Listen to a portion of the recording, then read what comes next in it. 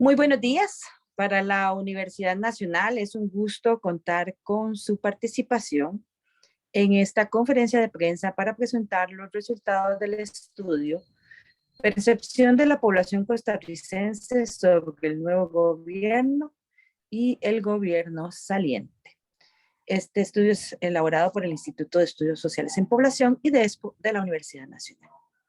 Nos acompañan en el panel Nelly López Alfaro, quien es la directora del IDESPO de la UNA, Laura Solís Bastos, quien es investigadora de IDESPO, y José Andrés Díaz González, quien también es investigador de IDESPO. Les dará las palabras de bienvenida a la señora Nelly López Alfaro.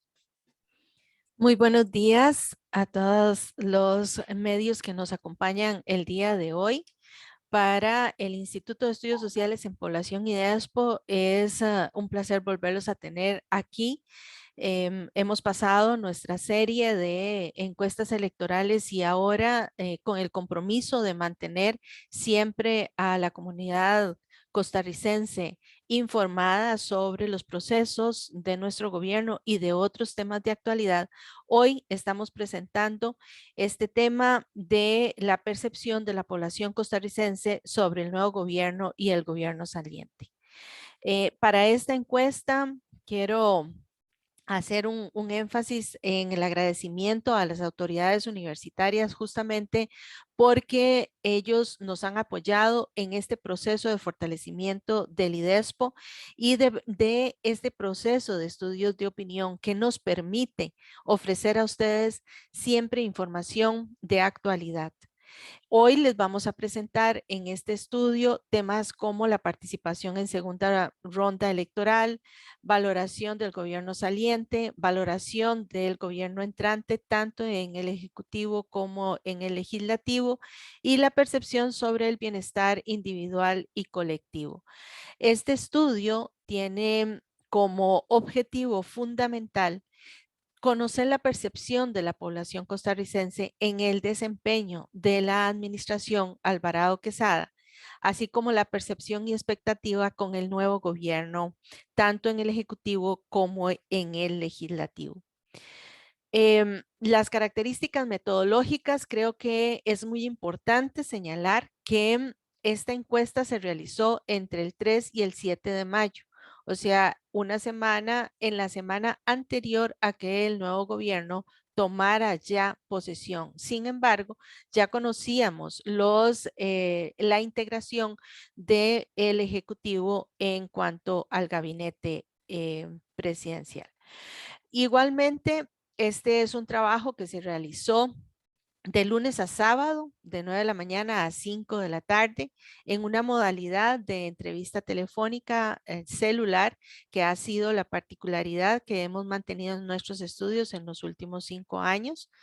La población de interés son los costarricenses de nacimiento o naturalizados de 18 años o más, para que tenían 18 años o más antes del 6 de febrero del 2022, así como que fueran usuarios frecuentes de línea celular y que podían estar en cualquier parte del territorio nacional. La muestra de este estudio es de 703 personas y los números que se usaron son los bancos de teléfonos celulares activos en el país.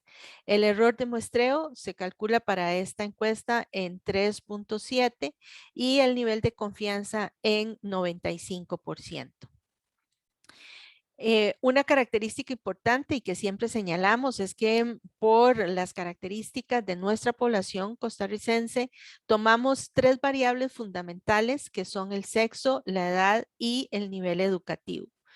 Para esto también se hace la referencia de que se hace la ponderación con la proporción de población que está registrada en el ENAMO, que la ENAO es la Encuesta Nacional de Hogares que se realizó en el 2021. De esta manera, la encuesta se hizo al 47.6 hombres, al 52.4 mujeres y en los rangos de edad utilizamos 3 rangos de edad que es de 18 a 34, que se tiene entrevistados un 34.1%, de 35 a 49 años el 25.5%, de 50 años y más el 40.4%.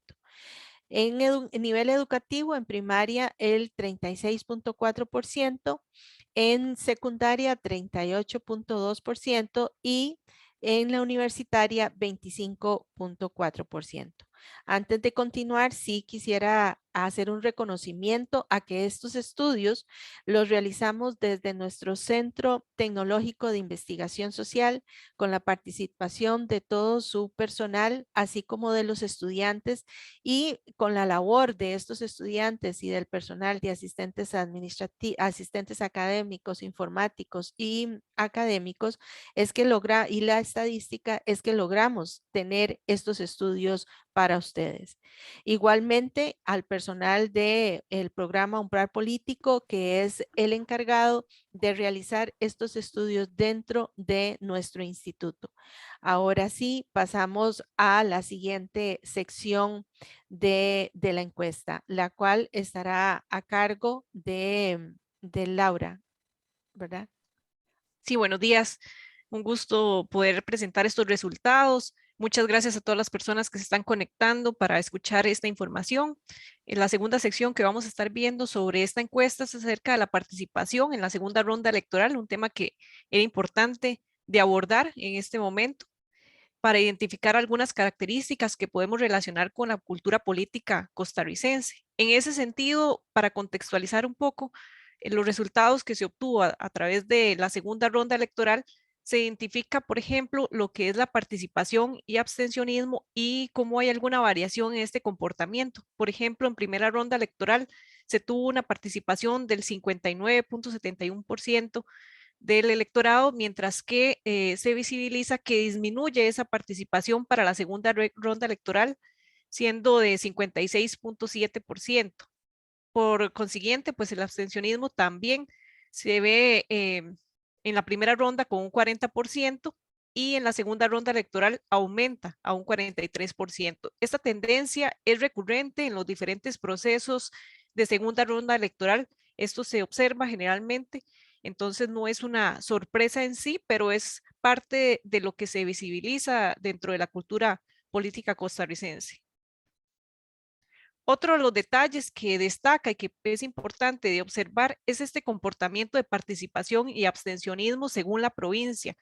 Según los resultados brindados por el Tribunal Supremo de Elecciones para la segunda ronda electoral, se observa, por ejemplo, que en este caso la participación tiende a ser mayor en las provincias que se ubican al centro del país, mientras que en el caso de las provincias más costeras, como lo son Guanacaste, Punta Arenas o Limón, tiende a haber una participación eh, menor y un mayor abstencionismo. Entonces, esto es importante detallarlo porque es parte de lo que se observan en estos resultados. En línea con esto, no solo es importante identificar estas características que tiene ya el comportamiento electoral del país, sino también poder profundizar ya en algunos datos interesantes que pueden ser relacionados directamente con esas razones, con esos motivos por los cuales la población se comporta de esa forma. En esta línea hemos consultado sobre lo que fue la principal razón por la que no votó esas personas que finalmente en segunda ronda electoral no asistieron a las urnas. En el mayor porcentaje, casi un 30%, estamos identificando una incapacidad material. ¿A qué nos referimos con esto? Son aquellas personas que eventualmente nos indicaban, perdí la cédula, no me encontraba en el país en el momento del día de votación, estaba en otro espacio físico en el país y me encontraba, pero me fui de paseo y no asistí a votar. Había alguna razón, no hice el cambio de domicilio electoral en específico. Entonces, toda esta suma de condiciones la hemos denominado incapacidad material. Esa parece ser la principal razón o el principal motivo para segunda ronda. Pero destaca mayoritariamente otros elementos también, con un 27%, por ejemplo, se señala que no le gustaba ninguno de los dos candidatos y es un motivo fuerte igualmente. prácticamente en una misma posición que la incapacidad material. En esta línea también observamos otros motivos como el estar decepcionado de la política o de los políticos con un 20%. Aunado a ello, vamos a identificar otros motivos en esta línea de apatía política como el haber votado en primera ronda pero no querer votar en la segunda con un 2.3%. También aparecen otro tipo de motivos como problemas de salud con un 9.2% o por estar trabajando, ¿verdad? Esa razón de que por asistir al trabajo puede haber una dificultad de asistencia a urnas con un 7.4% y finalmente algunas razones menores como la falta de tiempo y otras razones de motivo religioso. En esta línea entonces vamos a identificar que el mayor grupo de respuestas se van a asociar a esa visión un tanto negativa con la política que tiende a ser cerca del 50% de la población entrevistada.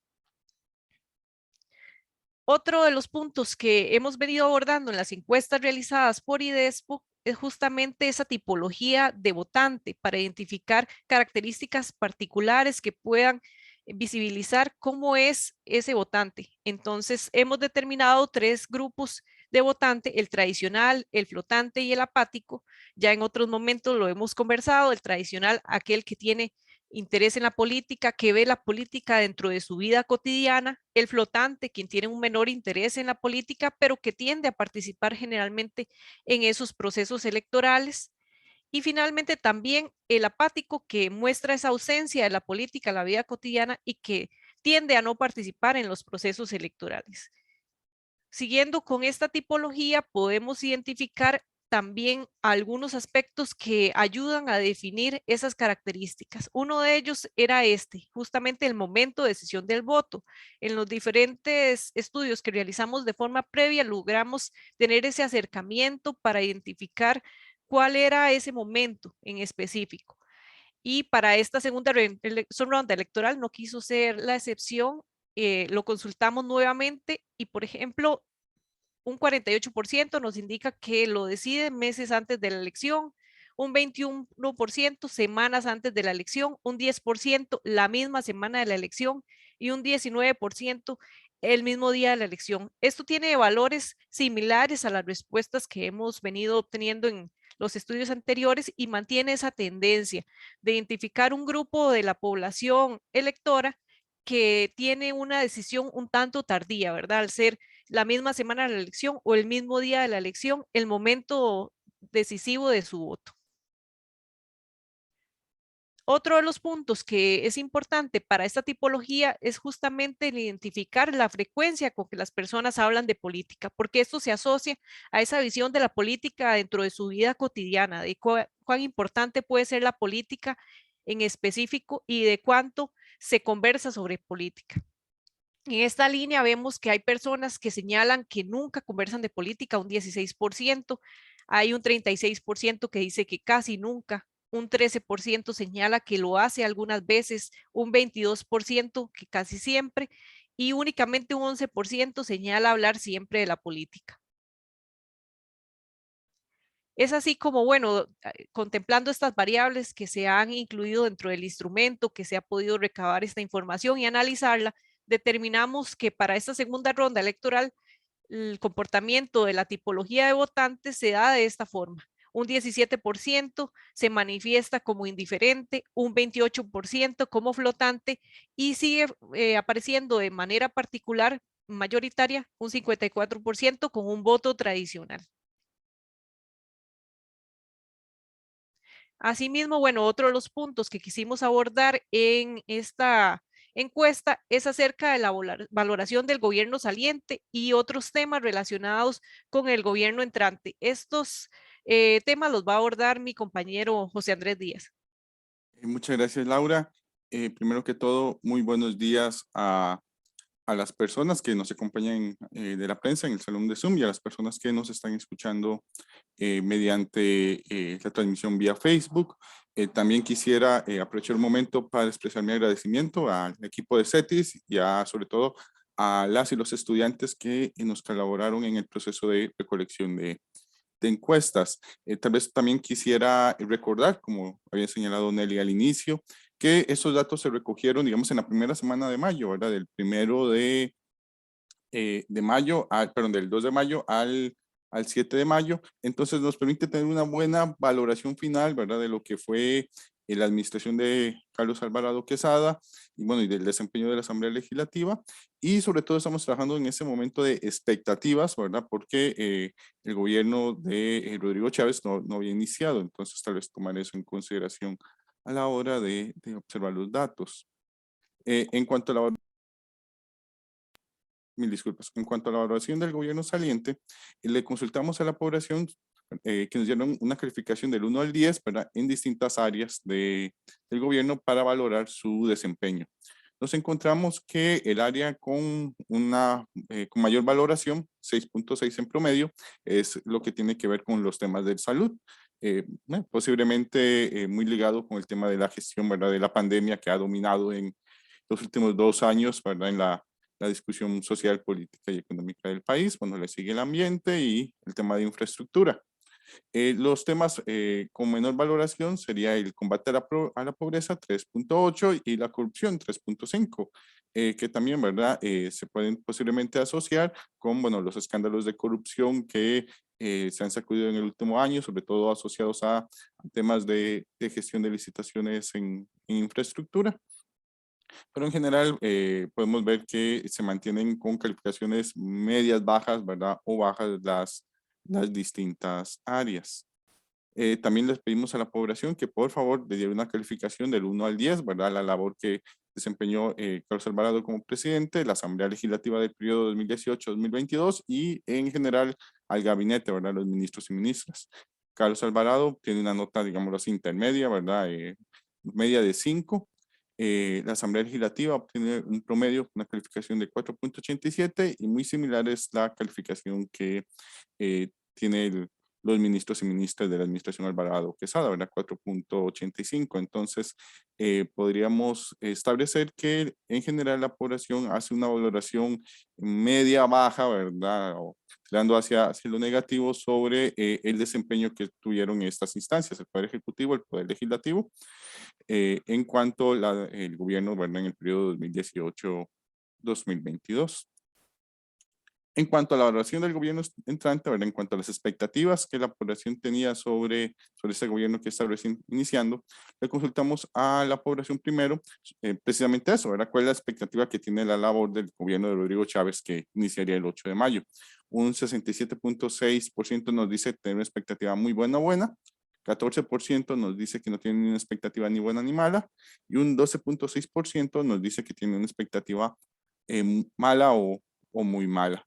5.8% no respondió, ¿verdad? No quiso responder a la pregunta. Tratamos de ahondar un poco más sobre, bueno, ¿por qué se tiene esta expectativa, verdad? ¿Qué es lo que lleva a la población a valorarlo como malo, bueno, verdad? O ni bueno ni malo. En cuanto a las personas que contestan tener una expectativa buena o muy buena, el 24% simplemente nos da respuestas que podemos asociar porque esperan un cambio positivo, ¿verdad? Esa es la visión de que al cambiar el gobierno se espera que la situación va a mejorar, se espera que se van a cambiar decisiones, se espera que simplemente el cambio va a traer una condición más favorable. Un 18% señala que es por las propuestas e ideas de la campaña que Chávez manifestó, ¿verdad? Durante la campaña.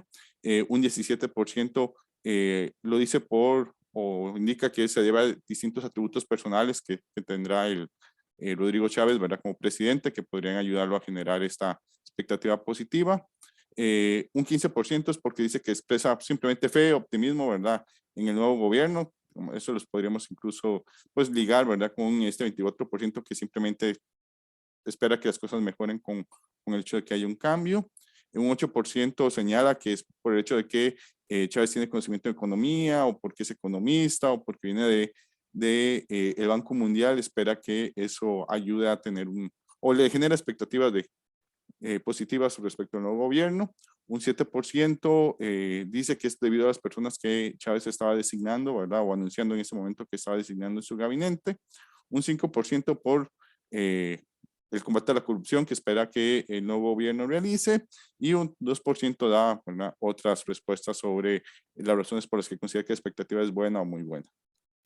En cuanto a las personas que dicen que no tienen expectativas ni buenas ni malas del nuevo gobierno, un 60% indica que es porque no conoce, ¿verdad?, a Chávez, o no puede generar ninguna expectativa porque tampoco conoce al partido, o no sabe, ¿verdad?, que podría esperar de este.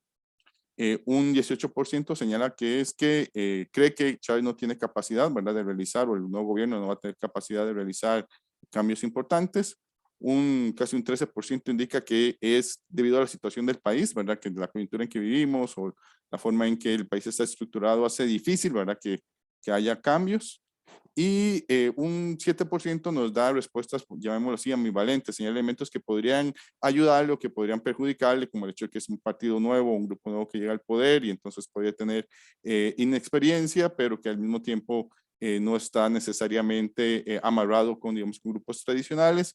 Entonces, pueden tener elementos positivos o negativos que jueguen a su favor y en su contra, y por eso no logran colocarse con una expectativa buena o mala hacia el posible, perdón, hacia el nuevo gobierno.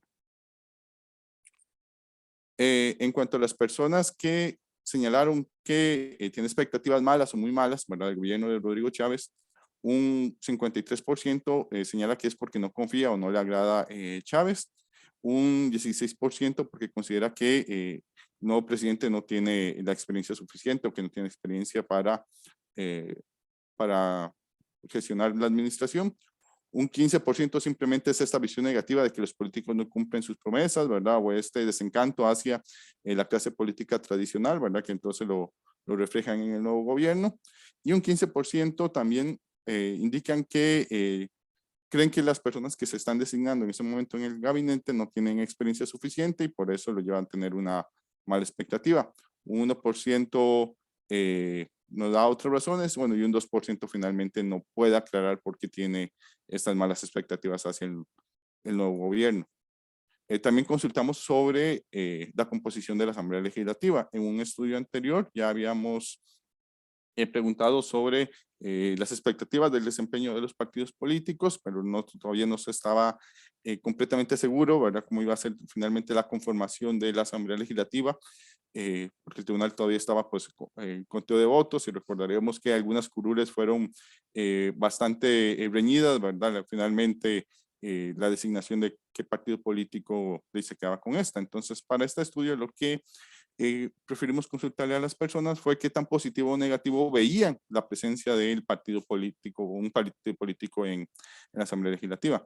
Los partidos políticos que tienen mayor percepción negativa por parte de la población de estar representados en la Asamblea Legislativa, ¿verdad?, es Liberación Nacional, seguido por el Frente Amplio, y los que tienen menor percepción negativa por parte de la población de estar representados en la Asamblea Legislativa es el Liberal Progresista y Progreso Social Democrático, que también son, digamos, partidos nuevos, y eso podría ayudar a que tengan esta percepción, si lo ven, también más positiva, porque son de los partidos que obtienen también esta visión positiva, muy positiva o algo positiva por parte de la población de estar representados en la Asamblea. Así el Progreso Social Democrático tiene casi un 60% de percepción positiva de estar presente en la Asamblea. Le sigue la Unidad Social Cristiana con 57%, y también Liberación Nacional, el tercer partido con el mayor porcentaje de visión positiva, ¿verdad?, con 54,8%. No obstante, aquí hay que llamar la atención del porcentaje, ¿verdad?, no bastante importante, de la población que no sabe o no logra responder si considera positivo o negativo que estos partidos estén en la Asamblea. Es especialmente llamativo para el caso de el Liberal Progresista, Progreso Social Democrático y Nueva República, que tienen un 11%, un 9.4% y un 7% de no sabe, no respondo. Muy posiblemente también se deben a porque son agrupaciones políticas, vuelvo a insistir, nuevas, y es difícil para este segmento de la población tener expectativas de si puede ser positiva o negativa su futura labor, ¿verdad?, en la Asamblea Legislativa. partidos, digámoslo así, ya más tradicionales o más conocidos como Liberación Nacional o el PUS, ¿verdad? Tienen un, no sé, no respondo mucho más reducido en porcentaje, 1.7, 3.8, ¿verdad? Prácticamente dentro de ambos casos, dentro del margen de error de las encuestas. El Frente Amplio, digamos que es un valor intermedio en comparación a los otros, 5.7, y es un partido político que ya tiene una trayectoria de décadas dentro de la Asamblea Legislativa, pero que ha tenido, digámoslo así, posiblemente un desempeño bastante irregular. Pasa de tener un diputado a tener una fracción amplia, a tener un diputado y otra vez a tener una fracción, llamémoslo así, un poco más amplia. Entonces eso podría generar a la población dificultades para conocer, ¿verdad? O definir una expectativa de cuál va a ser la labor de este partido. Finalmente, quisimos también retomar un tema que en otros estudios habíamos tomado hace ya algunos años, que es la percepción sobre el bienestar. ¿Cómo se construye y cómo debe ser el bienestar en la sociedad costarricense? ¿Cómo se percibe por la población?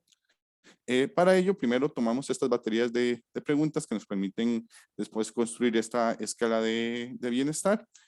Por ejemplo, es importante que yo esté bien, aunque mi comunidad no esté bien. 91% de la población manifiesta algún grado de desacuerdo ante esa premisa. Es importante que yo esté bien, aunque Costa Rica no esté bien. 92.4% está también en desacuerdo. Cada persona debe ser responsable de su propio bienestar, que es un 18% está también en desacuerdo de esa premisa. Es importante que Costa Rica se encuentre bien, aunque existan grupos minoritarios que no se encuentren bien, 65% se manifiesta en desacuerdo. Es importante que todos los habitantes de Costa Rica sean responsables del bienestar colectivo, un 6% está en desacuerdo con esa premisa. Las comunidades deben ser responsables de construir su propio bienestar, casi un 15% están en desacuerdo. Las empresas privadas deben ser responsables de construir el bienestar de Costa Rica, 25% está en desacuerdo, 25.6%. Y es importante que las instituciones públicas garanticen mi propio bienestar, aunque hayan personas que no estén bien, 68.6% está en desacuerdo. Y es importante fortalecer las instituciones públicas para que garanticen el bienestar de Costa Rica, un 5.4% está en desacuerdo. A partir de ahí podemos entonces hacer una clasificación de sujetos sobre actitudes hacia el bienestar. Aquí vamos a ver 4 actitudes, llamémoslo así, 2 son, digamos que son excluyentes en cuanto a responsabilidades y en cuanto a beneficios. Pero es posible que la población, ¿verdad? Una persona manifieste en algún nivel, ¿verdad? De cada una de ellas. La primera entonces sería la responsabilidad. ¿Quién debe ser responsable, verdad? Aquí estamos midiendo actitudes hacia si la responsabilidad debe ser privada, ¿verdad? Sector privado o sujeto individual, o si la responsabilidad debería ser pública o colectiva. Y el beneficio. Sí, estoy de acuerdo que me beneficio solamente, ¿verdad? El bienestar debe enfocarse en mi propio bienestar, sin importar si las otras personas estén mal, o, digámoslo así, un bienestar excluyente.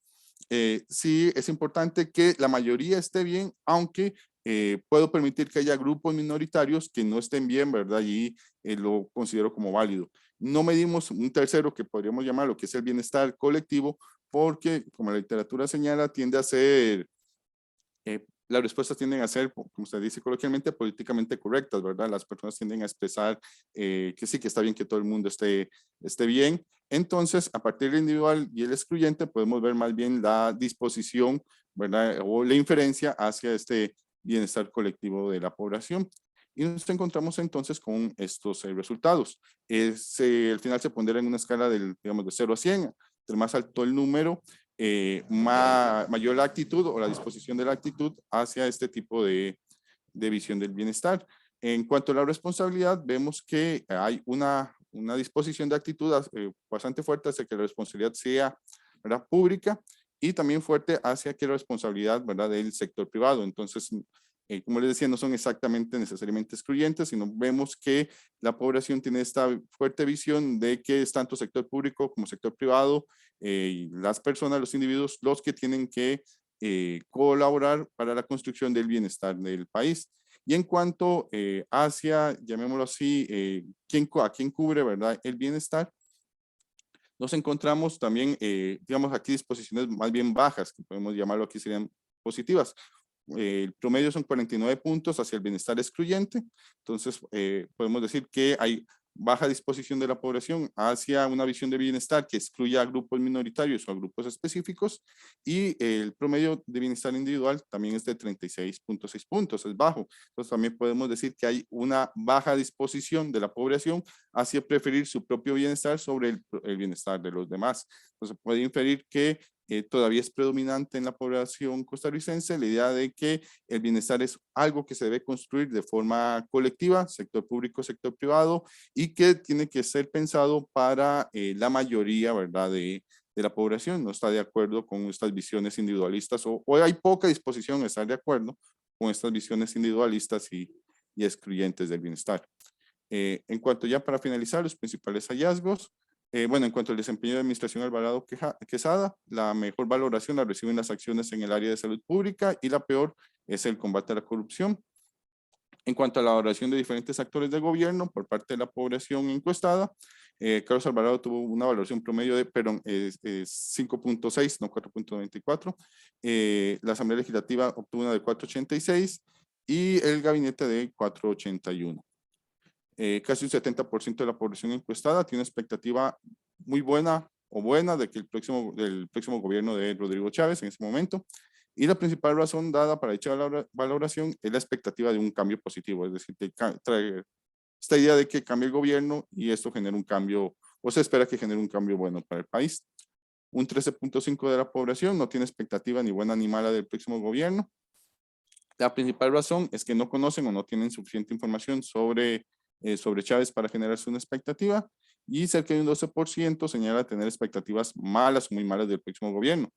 La principal razón que indica es que no les agrada la figura o la persona del próximo presidente.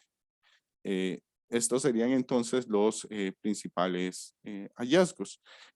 A manera de conclusión, lo que podemos ver es, bueno, son dos aspectos. Primero que nada, la mayoría de la población tiene unas expectativas positivas hacia el nuevo gobierno. Espera que se traiga un cambio importante, ¿verdad? Que tenga un cambio positivo. Sin embargo, parece que es más por esta idea de el cambio per se, ¿verdad? Que al cambiar la administración se va a poder generar elementos positivos que mejoren a la sociedad.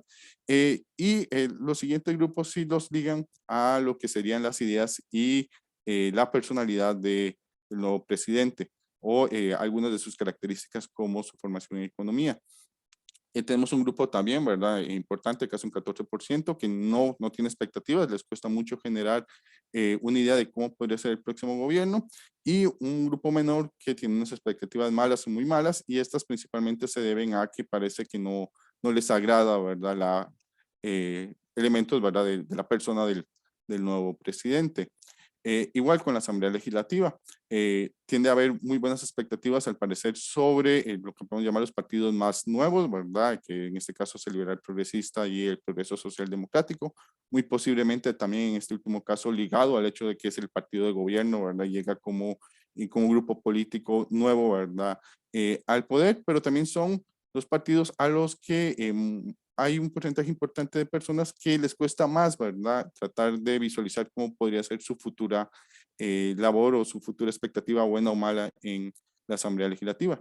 Y por último, respecto al bienestar de la población, podemos decir que la población costarricense parece que mantiene una idea fuerte de que el bienestar es algo que tiene que ser construido de forma colectiva entre sector público y sector privado, y está poco dispuesto, ¿verdad?, a promover una idea de que lo más importante es un bienestar individual o un bienestar, llamémoslo así, excluyente o selectivo, donde se dejen fuera grupos determinados por ser minorías o por sus características o condiciones. Los dejo con Laura entonces Solís para el cierre.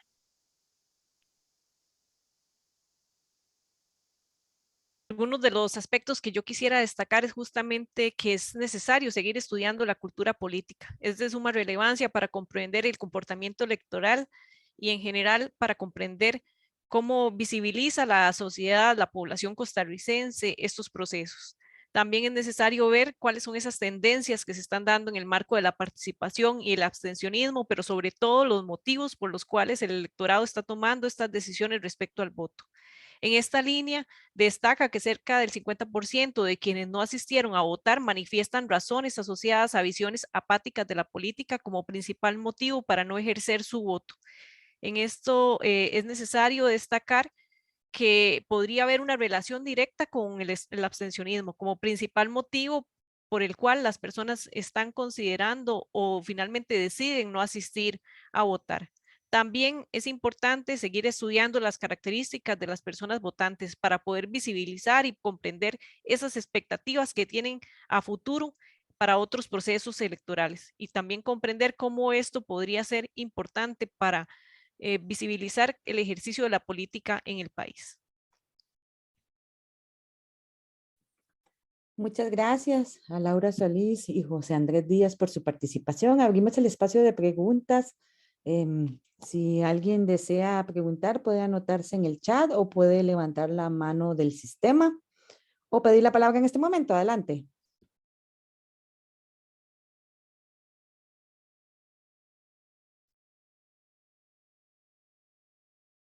Buenos días, doña Maribel. Adelante, José Manuel. Gracias, un saludo a toda la audiencia. Me aparto un poco del tema nacional, pero sabedor de que ustedes como cientistas sociales han seguido el caso de las elecciones de Colombia y querría alguna reflexión en la elección final del domingo con un candidato de la izquierda y un candidato outsider sin duda de la derecha, donde justamente los partidos tradicionales han quedado pulverizados y haciendo un poco el parangón de lo que pasó aquí también en la segunda elección de Costa Rica. Buenos días.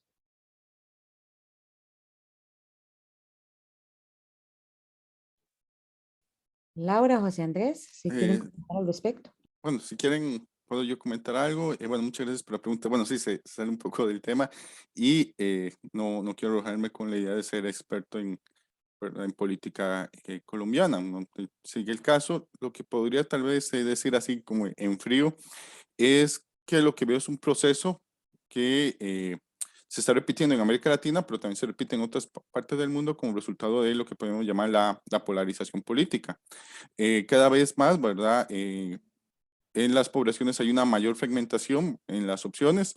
Lo podemos ver en el caso de Colombia, ¿verdad? Teníamos 3, 4 candidatos, ¿verdad? Que se estaban disputando que pasara al balotaje, ¿verdad? Ni siquiera era ganar, ¿verdad? Era pasar al balotaje, incluso muy parecido como el escenario costarricense. Finalmente hay una más o menos sorpresa. El segundo que pasa no es Fico, ¿verdad? Que era el que tenía las expectativas, o las mayores expectativas por parte de un sector. Es un proceso, ¿verdad? Sumamente complejo para ahora determinar los resultados electorales dado a esta alta polarización, fragmentación y volatilidad electoral. A eso hay que sumarle las características coyunturales propias, ¿verdad? Que tenemos en el caso colombiano, bueno, la violencia, las guerrillas, la trayectoria, ¿verdad? De los candidatos. Uno es un exguerrillero, el otro es un empresario, digamos, sí, más o menos outsider, porque ya también tiene experiencia, ¿verdad? Como alcalde. Y va a ser un elemento, ¿verdad? Interesante. Creo que aquí al final lo que habrá que hacer es hacer un ejercicio de análisis, pero con la situación de América Latina, qué está pasando en las elecciones así como la de Costa Rica, como la de Colombia, la próxima elección de Brasil y lo que ha pasado en elecciones anteriores como en El Salvador con Bukele, lo que pasó en Ecuador y lo que pasó en Perú, ¿verdad? Eso podría darnos tal vez mejores pistas para comprender este fenómeno que está afectando a la región. Muchas gracias. ¿Alguna otra pregunta o comentario?